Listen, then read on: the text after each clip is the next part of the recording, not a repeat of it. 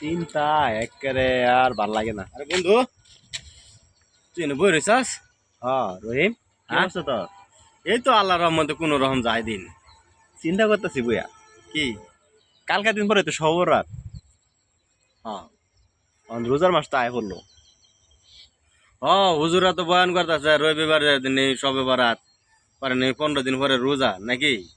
হ্যাঁ এই আইছে তো ঠিক আছে, কিন্তু সমস্যা হয়ে যাচ্ছে আমার, বুঝছস? কে?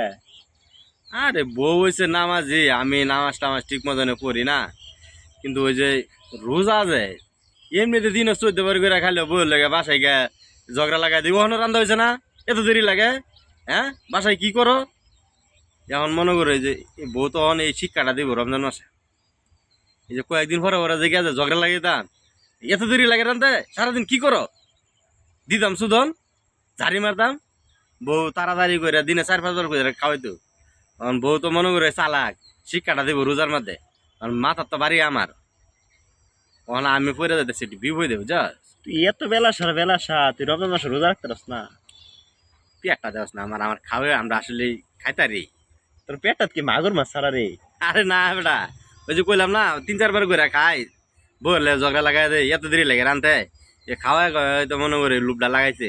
রোজার মাস আইলে এই সেইটা খায়া দইটা খলায় উল্টায় তো, বুঝা, কই খাওয়ার তো নাম লওয়া যেত না। অন মনে করো এই মানুষের ঝগড়া করলে তো মানুষের খারাপ করতো না।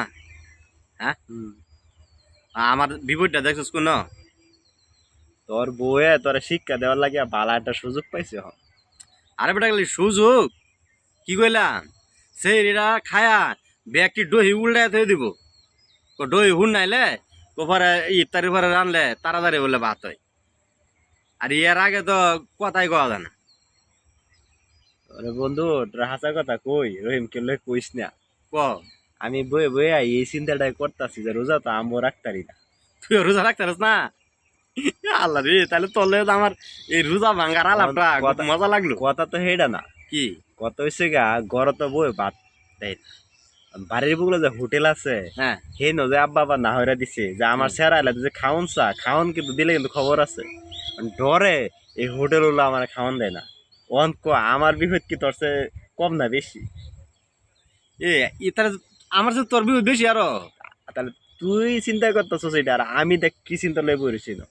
ফুইটা লগে তোর ভাই না করে তো হয়েছে যে হ্যাঁ। বুলা আইলে খাওয়া নিষেধ, এটা না খাওন দিলে বাইরে বেটা রে। বেরেবু। হ্যাঁ এখন তাহলে বুদ্ধিটা কি করি? আমার সাথে দুজন আছে, কেটা কম না। না বেটা, ওহান কি রোজা না রাখে কি সারাদিন উপাসী তখন যাবো? আর হন রোজার মাঝে যেহেতু আইছে, পরিবার থেকেও চাপ দে, আল্লাহ খুব চাপ দে, রোজার মাসটা কষ্ট মষ্ট করে আমরা রোজায় রাখি, কি করছি আর একটা নাই। রোজা রাখলে খিদা লাগলে আমার রাগ উঠতে পারে বন্ধু। না রে বন্ধু, কষ্ট করে রাখিস, আল্লাহ সংসার বইও সরম দে, আল্লাহ সরম দে, আল্লাহ শাস্তি দেবো।